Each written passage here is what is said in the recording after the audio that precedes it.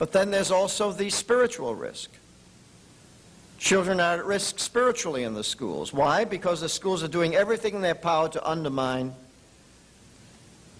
the religious faith of these children. How do they do it? Values clarification, death education, Dungeons and Dragons, evolution, constant barrage of anti-Christian subject matter, theory, practice. For example, in some schools, you know, they're not religious neutral. They engage in yoga, in Buddhist practices, transcendental meditation, astrology, all kinds of things in the schools. All kinds of pagan techniques are being used in the schools. And then when the children get involved with Dungeons and Dragons, that opens the door to demonism, witchcraft, wizardry, magic, Satanism.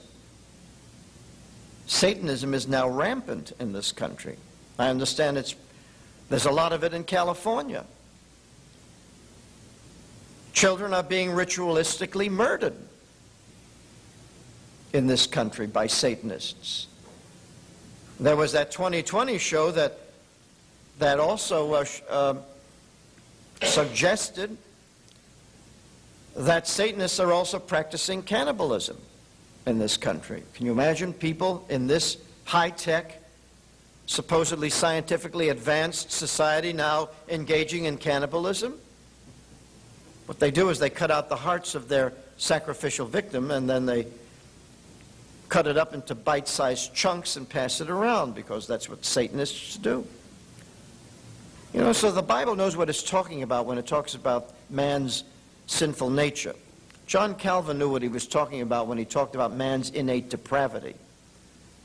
Calvin would not have been surprised by these modern cannibals. He would have said, well, that's man's depraved nature in action, because nobody's forcing these people to become cannibals.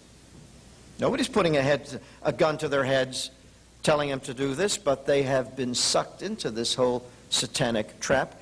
And there are millions of children in America who are in danger of falling into Satanism. So you don't know what's going to happen, whether they're going to come out of the school as a nihilist, an atheist, a punker, a Satanist, or some other cultist.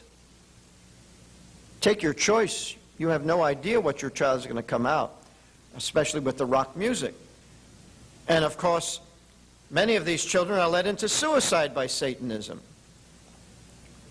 Death education. You know what death education does? Well, they take the kids to funeral parlors, to some of the kids try out coffins. One mother told me that her daughter actually watched the mortician embalm a corpse.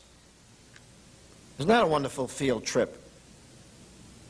They visit cemeteries, they write obituaries, they write suicide notes, they discuss suicide at length, how to do it, when to do it, why to do it. And the result has been 6,000 teenage suicides last year. The other day, 3 teenagers in one high school in Nebraska committed suicide. Middle America, conservative America, people can't understand why their kids are committing suicide. I'd like to know how much death education those youngsters had. Oh, they're very concerned about suicide, and they get all the kids in the auditorium, and then they get all these psychologists, all these secular psychologists to tell them about suicide, how to look for symptoms, the warning signs, and all of that. It's a spiritual problem, you see. But you see, you can't address this spirit in a public school because God is kept out. God is not permitted in the public school. The true religion is not permitted in the public school. There's a wall around the public school. You see, the Constitution guarantees freedom of religion in America everywhere except in the public school. Well, of course, in a private establishment, you wouldn't expect a Buddhist to pray in a Catholic church. I mean, they're at least, that's privately owned, and private religions have a right to exclude whom they want. But a public school? You mean freedom of religion stops at the school door? What happened to freedom of religion in a public place? It doesn't exist anymore in the public schools. The Ten Commandments have been removed. In Iowa, benedictions at graduations have been, they're banned. Some atheist went to court, to the Supreme Court of Iowa, and got the state to ban benedictions because this man did not want his daughter to have to sit through 2 minutes of prayer at the last day of school at graduation. Now you must ask yourself, what kind of a man, what kind of a human being would go all the way to the Supreme Court to protect his daughter from 2 minutes of prayer at a benediction? He really thought that she'd be harmed by that little prayer. But it just shows you to what extent the atheists will go to get religion out of the schools because of their hatred of God. You see, they're not indifferent to God. They hate God. And they now are the controlling factor in public education when it comes to the spiritual. The children are also at risk morally, because who do the children meet in the public schools? The drug pushers, the drug users, the sexually promiscuous, the sexually precocious, the users of foul language. The other day somebody was complaining to me how shocked he was by what his daughter said, the kind of language that was being used in the school. She does not want to be in that high school because she does not like listening to all that profanity, that obscenity. But she has no choice if you want to be in a public school. Today, after the show, the radio show that I did earlier today, we got a telephone call from a high school student. She's a junior at Lodi High School. She was telling me what was going on there. Very few Christian students there who give out tracts. They are rejected, they are persecuted, they are, given these dirty looks. The language that she hears in school every day. I asked her, is there any Satanism in your school? She says, yes, there is some.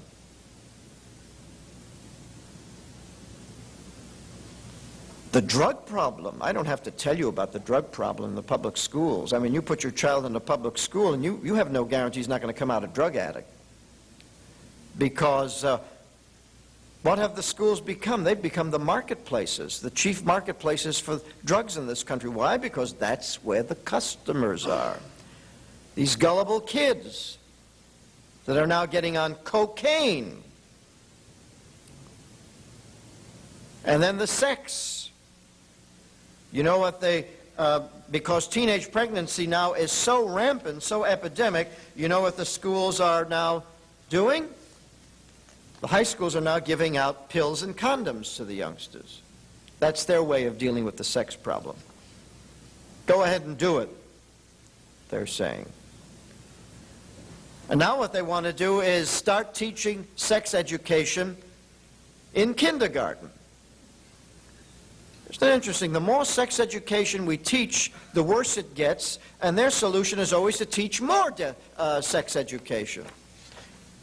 I picked up this a column from the Charlotte Observer when I was in Charlotte, North Carolina. Sex education curriculum faces opposition. This curriculum, this new curriculum, will start in kindergarten, and this is what they are going to teach the children in kindergarten. Objective. Pupils will be able to identify and discuss the physical characteristics of boys and girls. Suggested learning activities.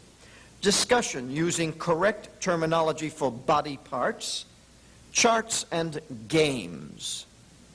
Games?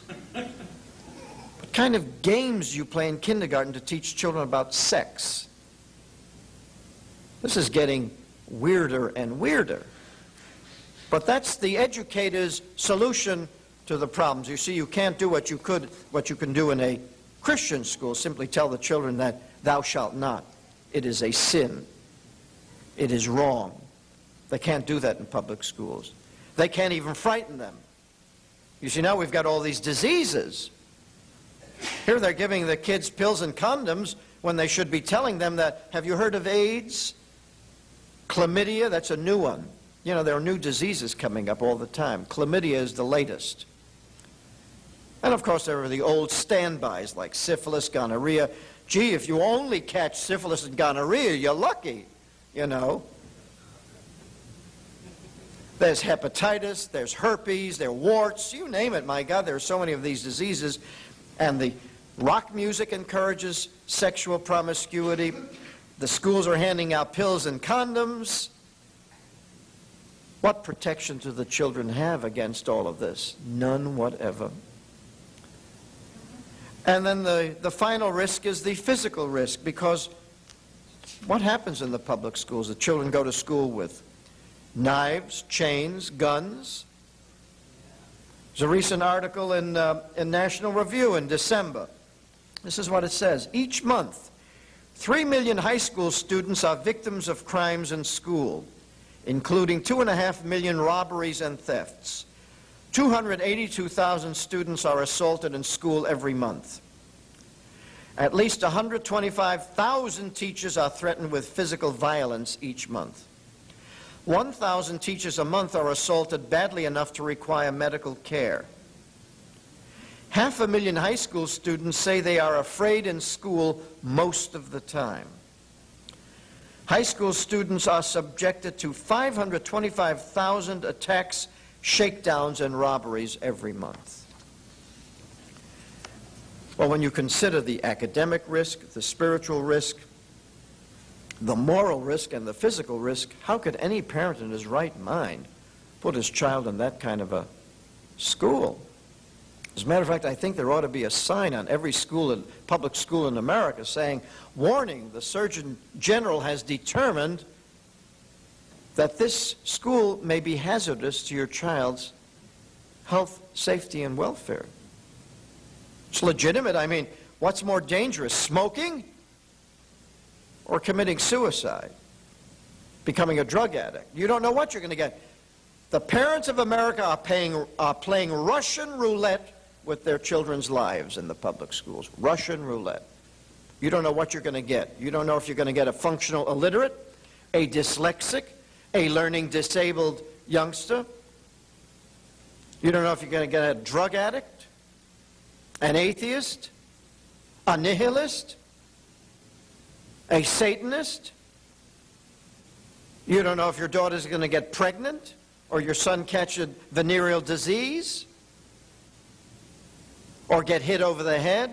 As a matter of fact, the young man who was interviewing me today over the radio was telling me that his worst problem in the school he went to was assaults. Physical assaults, getting beaten up in school. That's what he was afraid of all through high school. And this is occurring in all of the cities of America. I'm not talking about only the big cities, Los Angeles, Boston, New York. I'm talking about the smallest cities, Stockton, Fresno. That's where these things are happening. So the parents of America have got to make some very, very hard choices, hard decisions. And don't expect things to get any better. I can tell you that the teachers' organizations, the NEA, the CTA, are doing nothing about those problems. Nothing. They're only going to compound them and make them worse. They are carrying out the progressive program to lead this nation into a world socialist communist system. That's their mindset. That's where they're taking us, and there's nothing that we can do to stop them. Don't expect them to even reform the teaching of reading. I have yet to see a single state in this country legislate the teaching of intensive phonics in the first grade as the only way to teach reading. I have yet to see that done. Try to get your legislature to pass that kind of a law here in California. I'd like to see how far you'll get. The CTA and the NEA will descend on that legislature and make sure it does what they want.